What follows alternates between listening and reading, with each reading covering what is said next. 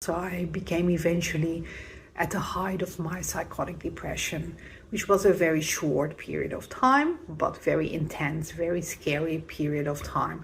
I became convinced that there was a police operation that was investigating me, an international police operation, that they would take me overseas to a jail in a developing country, and that I would never be allowed to see my children again, that I would not be allowed to see them growing up, they would not be able to visit me, I would not be able to visit them.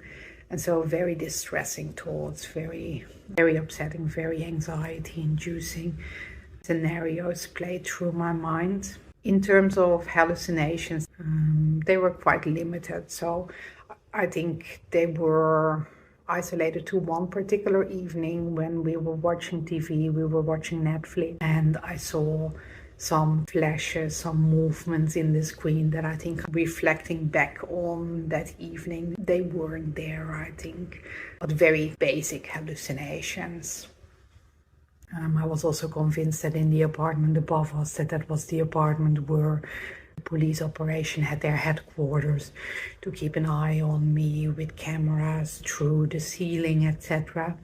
And eventually that night I ended up, when everybody was asleep, going to the police station in my area to ask them to arrest me.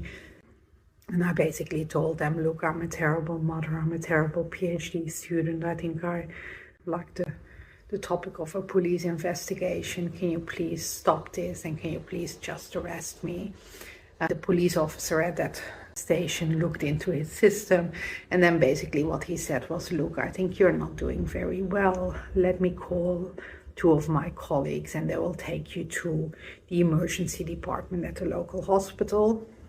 And so they took me to the local hospital emergency department, where I sat for a very long time.